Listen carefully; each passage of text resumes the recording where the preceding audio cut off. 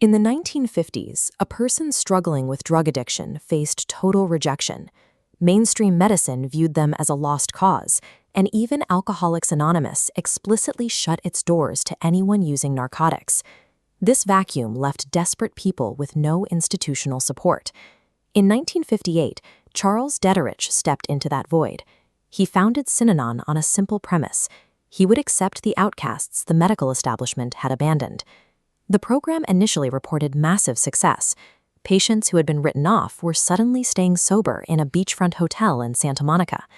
This communal lifestyle offered a sunny, utopian alternative to the isolation of addiction. Accessing this supposed miracle required a heavy price.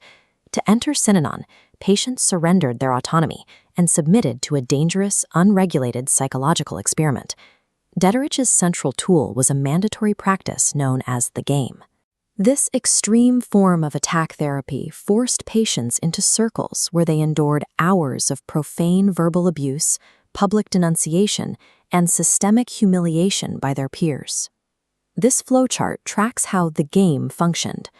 By isolating a target and relentlessly attacking flaws, the process dismantled their previous identity, leaving them psychologically defenseless. Once broken, the program filled that vacuum with the inherent thought patterns and absolute ideology of the leader. What the public saw as a radical medical cure was a perfectly engineered mechanism for total psychological submission. Dederich eventually realized that a cured patient was a lost asset.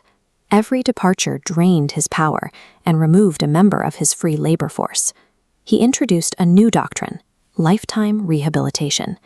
Synanon decreed that full recovery was a complete illusion and that members could never safely return to the outside world.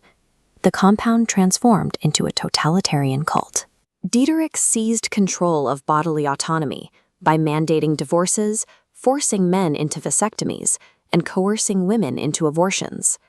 Membership required the physical erasure of identity. In the new Synanon society, members were ordered to shave their heads, providing a dense visual proof of their total submission to the collective. Synanon mutated into a sovereign, captive state, claiming total ownership over its citizens' bodies and futures. A massive corporate front funded this transition. Synanon manufactured and sold promotional items like pens and tote bags to unwitting American businesses. This visual balance sheet contrasts the $10 million in annual revenue against the exploding legal fees as authorities began investigating. Dederich used these corporate funds to create the Imperial Marines, a violent internal army tasked with beating defectors and intimidating critics. In 1978, these Marines placed a live, de-rattled rattlesnake in the mailbox of Paul Morantz, an attorney who had successfully sued the group. Millions of corporate American dollars had funded a heavily armed paramilitary cult willing to commit attempted murder to protect its leader. A massive police raid and a staggering $17 million IRS tax bill finally bankrupted and completely dismantled Synanon. While Dederich was arrested and the physical compounds were closed, the psychological weapon of attack therapy survived. Former members, indoctrinated by the game, took the methodology and founded institutions like CEDU and the Élan school. These practitioners made a strategic pivot.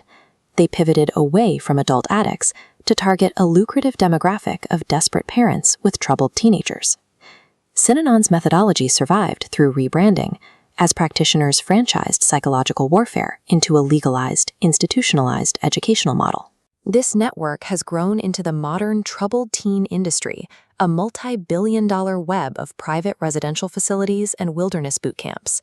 Many of these programs still rely on the confrontational, isolationist attack therapies pioneered by Dederich 50 years ago.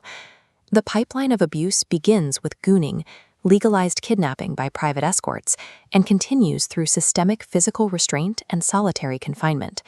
Public testimony from high-profile survivors like Paris Hilton eventually forced the industry's secrets into the light, triggering federal investigations. This momentum led to the 2024 Stop Institutional Child Abuse Act, a federal mandate to investigate the prevalence of child abuse and neglect in youth residential programs. The blueprint for breaking human minds created in the 1960s remains legally weaponized against children today.